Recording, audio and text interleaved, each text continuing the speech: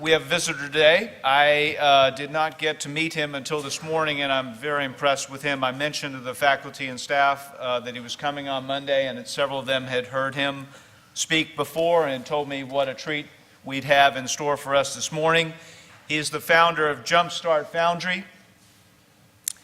Is the former chief architect and director of technology at Emma, which is something that MBA uses, and he lives and creates in Nashville with his two sons, Tristan and Chiara, is that right?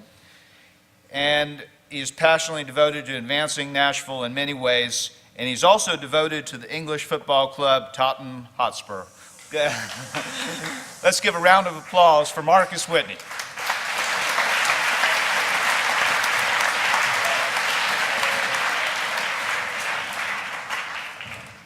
Good morning, gentlemen. So I think I'll be on theme after that, Matt. That was tremendous. Thank you. Thanks, Marcus. Thank you.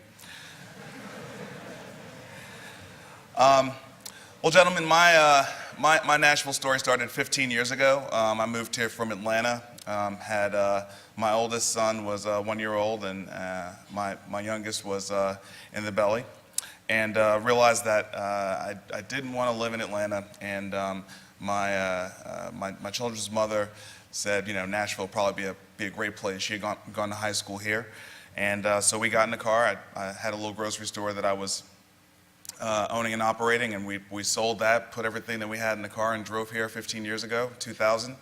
I didn't really have any network or any connections, but I knew how to serve, and so went and got a job waiting tables at a restaurant called Rio Bravo on West End.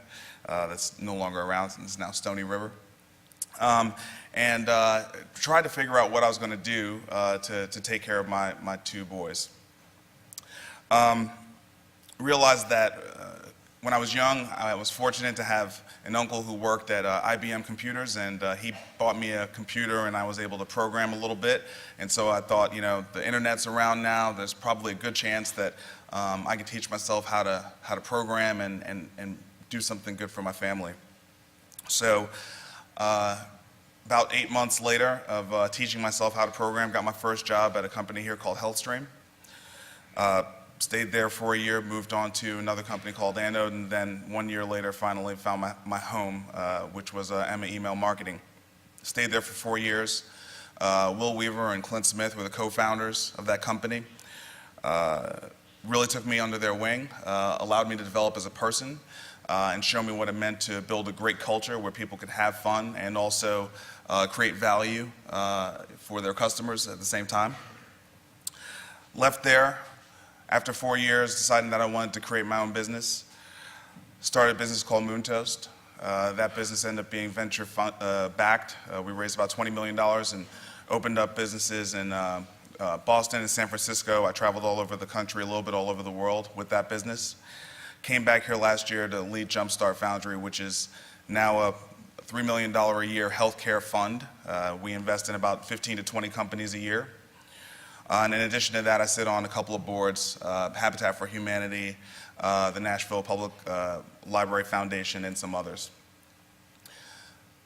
Don't say any of that stuff to be impressive. I say it because I wanted to think this morning as I was going to, put together some words to talk to you about what would I have wanted to hear when I was your age, as a young man, with all the things that I'm told every single day and that I see in front of me in the world every day. What does it mean to find yourself and find the path to be successful? When I think about how fortunate I am, both in terms of what other people did for me and what I'm fortunate to be able to do as a leader and serve other people today, I would have to say there's one ability that stands out above every other one, and I would have never imagined it, but it's the ability that we've been talking about all morning. It's the ability called empathy. Raise your hand if you know what the word empathy means. Okay, pretty good. So by definition, empathy is the ability to understand and share the feelings of another person. And that doesn't necessarily sound like a very manly thing to do, to be focused on understanding and sharing the feelings of another human being. But I can assure you that in 2015 and going forward, that is what the world is really about. We're no longer in a factory, industrial-based economy. We're in an innovation economy. We're in a solution economy. We're in a people economy. And what will be more important for you than anything else that you do for the rest of your life will be how well you work with other people. And working with other people doesn't mean in just the work setting. It means out on the field. It means on the stage. It means around the club table. It means every time you have a chance to interact and collaborate with somebody else, how empathetic are you? For me, empathy is the ability to recognize the importance of feelings and to develop what they call emotional intelligence. So in leadership, I have the benefit of leading a small team of what people call millennials. For most of them, it's their first job out of college. And most managers who are experienced business managers hate managing millennials. They say millennials don't know the meaning of hard work. They say millennials don't understand the chain of command. They say millennials don't have any respect. They say millennials aren't loyal. I would say the millennials who I have the honor of serving as a leader are everything but what people typically say millennials are. They are hardworking, they are loyal, they are committed, they're dedicated, they are fiercely passionate. But the difference is, I realized if I was going to lead millennials, I had to understand what was important to them. I had to actually be attuned to their feelings, and I had to understand that what they really wanted to do was make sure they were making a difference in the world. I don't pay them nearly as much as what their friends get paid, but all of their friends are envious of them and the position that they have. And it's because of the relationship I've been able to build with them. You have that opportunity right now. You're all leading in something. It might be in a social setting, it might be in an academic setting, it might be in an athletic setting, it may be in the creative setting, but you're all leading in some way, shape, or form right now in your life. Take a self-assessment and think, how are you empathetic as a leader? Do you pay attention to the feelings of the people that you're leading? Because that's vital. In innovation, I'm fortunate that I get to spend my every day looking at problems and thinking of brand new solutions. No day is ever boring for me.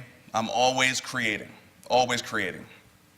But one thing I realize is that the most important aspect of creation, if you're really looking to serve somebody else, is understanding, is it working? Is it working for that person? And you can't tell that just by being proud of your own creation. You have to be really in touch with the person you're trying to serve, with that value you're trying to create for them. And you have to listen.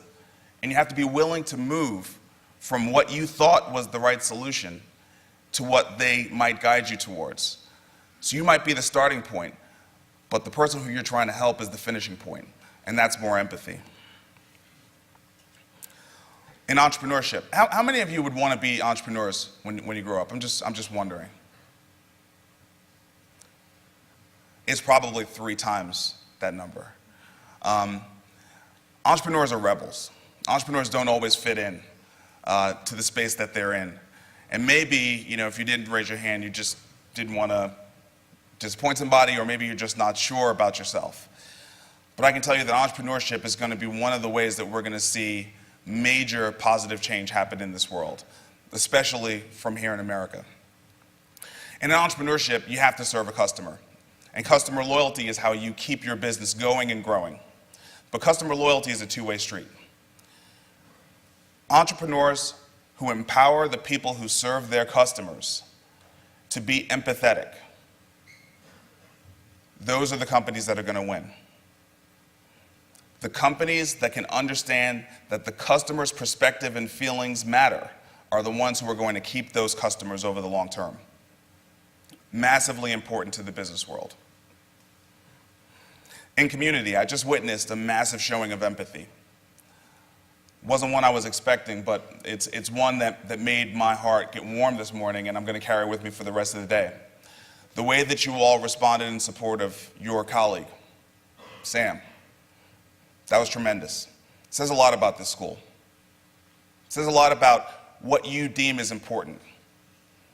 And when I looked out, I saw smiles as you were doing it. It was something that made you feel good. Keep that. Remember that. Remember that To be in community means to support other people. There's always going to be somebody who's not as strong as the rest of us in our community at any given point in time. And our community is judged based on how we support and love that person. So I want to commend you for that this morning. And then there's the greater society. Today, much of your life is made up of MBA. You're probably all, working very, very hard in your classes. You have lots of homework. You have extracurricular activities. You're developing yourselves personally. There's probably not a whole lot outside of MBA that you've got a good lens on right now. But at some point, you're going to graduate. You're going to go out into the world, and you're going to see a lot of things that you're going to look at and say, that's not right. Somebody should be doing something about that. Let that person be you. It's going to feel like you don't have the extra money or time or energy to do it, but you got to find it. And I promise you, when you lead with empathy in society, other people will follow you. They're just waiting for you to take that first step. Competition.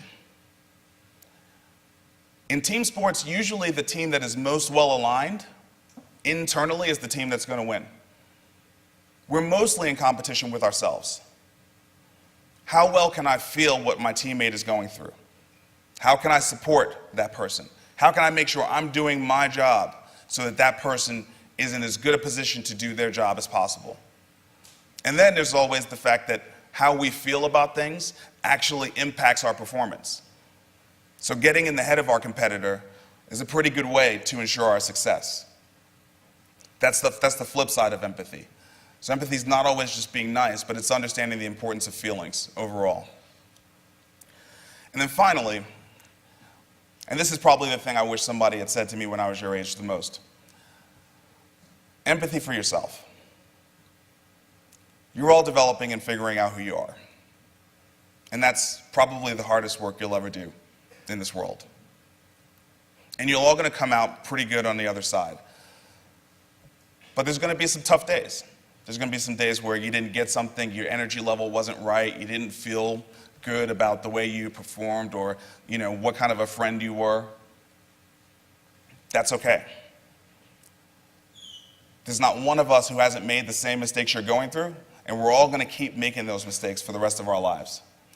Developing empathy for yourself is going to be the ability for you to bounce back from those minor setbacks and come back and understand that those were learning experiences and not things that you should be, super hard on yourself for. I really, really wish somebody would have told me that. I spent 3 years of my life being way too difficult on myself, and I didn't progress very well in any way, emotionally, financially. And when I finally realized I was doing the best I could, all of a sudden I would recover faster. I took care of myself better. I paid attention to my emotions, and I understood that those emotions were actually signaling something to me. Maybe sometimes they were telling me I needed a rest. Maybe sometimes they were telling me I needed to go have some fun. Maybe sometimes they were telling me I need to be thinking about somebody else instead of myself so much. So pay attention to feelings. I do believe that the men in this world who pay attention to feelings are the greatest leaders that we have. They're the ones who make us all awe-inspired. They're the ones who make us all believe in ourselves and in humanity that we can all do something greater. So hopefully this morning has been one where you think a little bit more about the value of feelings and about the value of empathy. I promise you it's the most important thing I do every day. And I hope to meet many of you today and onward in your journey. Thank you.